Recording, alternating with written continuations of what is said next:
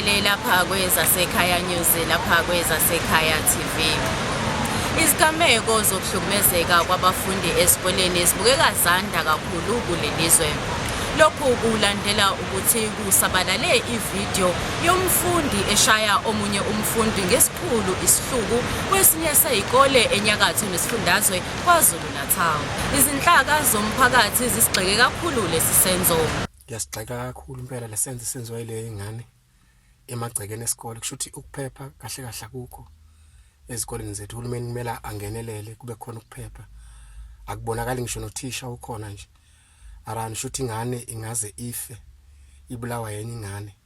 Isigameko lesesenzakalile lesa sikole lisana besengekho right ngoba uhulumeni wayivala induku ezikoleni. So mangabe evalile induku ezikoleni kumele enze sure ukuthi izingane ziphephile, abafundi baphephile, ayikho iviolent at all esikoleni. Njengoba isabona kuyena isibonelo sokuthi avale induku shuthi ubesitshengisa ukuthi yini ingane azingashawa, so azingashayana ngezodwa. Kumele enze sure ukuthi uyaqikelela lokho ingane ziphephile zisafe ngoba zogcina zibulalana izingane bese kuba yinye inkinga. Kanti uhulumeni walapha KwaZulu-Natal uthi umfundi othole ukulimala kulesi sigameko usethole ukunakekelwa okusezingeni eliphezulu. Kanti umfundi okuyena oshaye omunye kulindeleke ukuthi abhekane nengalo yomthetho kanti nasesikoleni umisiwe. Umphakathi wangleli uthi kubalekile ukuthi abantu bazigqaje ngemvelaphi yabo. Lokhu kulandela ukusabalala kwesikhangisi sesitolo sakwaClicks esithunaza kakhulu isithunzi sezinwele zomuntu omnyama. Asikho happy ngalento ezoClicks.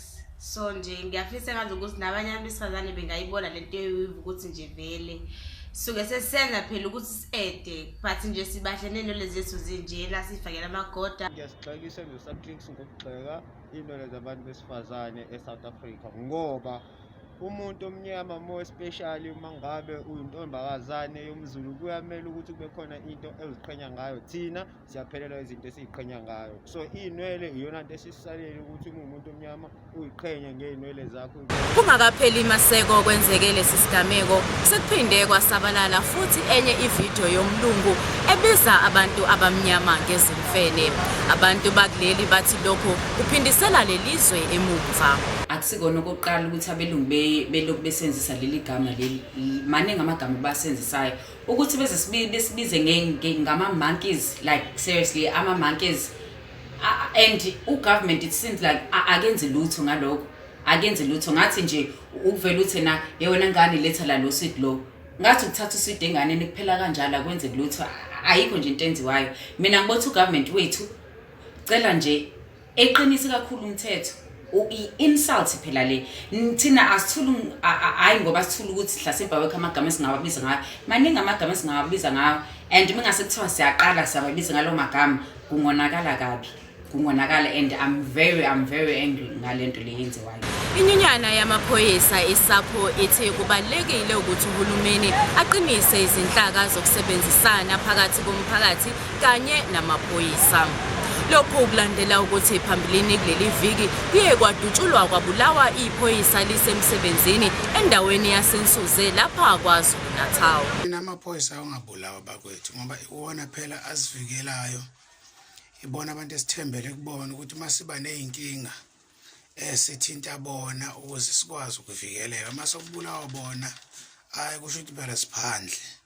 Siyacela nje phela ukuthi uhulumeni bekhona into ayenzayo ukuthi avikele ukubulawa kwamaphoyisa ngoba siyawadinga. Phoyisa iwona asivikelayo, iwona asivikelayo, abekho abanye abantu abazivikelayo, iwona asivikelayo amaphoyisa.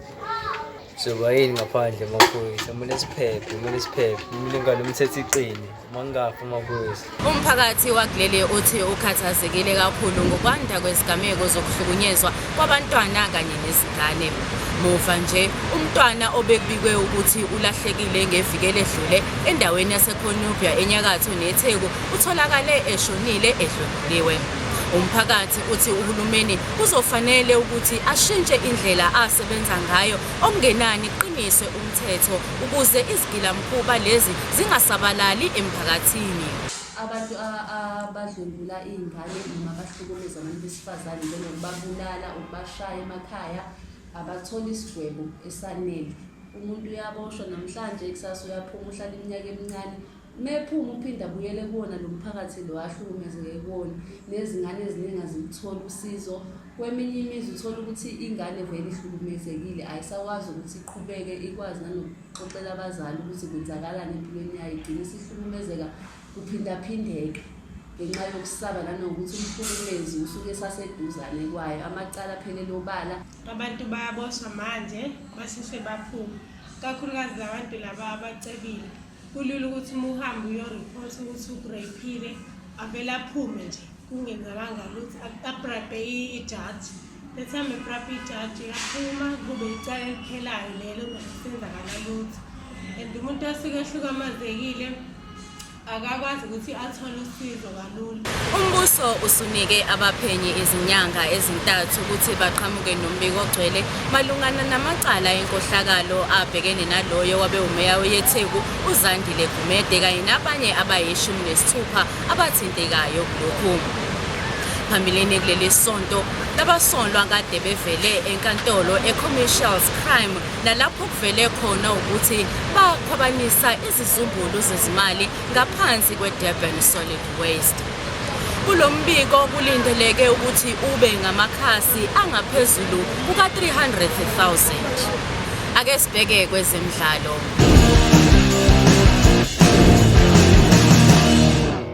Imidlalo ye-Six Nations Rugby kulindeleke ukuthi iqale ngasekuqaleni kwenyanga kaNovemba kuwona lo nyaka. Kuzokhumbuleka ke ukuthi imidlalo eminingi iye yaphazamiseka ngenxa ye-COVID-19 eye yasabalala umhlaba wonke. Umdlalo wokuqala kulemidlalo kulindeleke ukuthi ube phakathi kwe-Ireland kanye nayo ke iWales. Sazi ke ukuthi iyozala nkomoni njengoba abadlali abaningi beyimisele kakhulu kanti amaqembu nawo aseshilo ke ukuthi asekulungele ukuthi aqale yona lemidlalo kade beqalile bezivocavoca.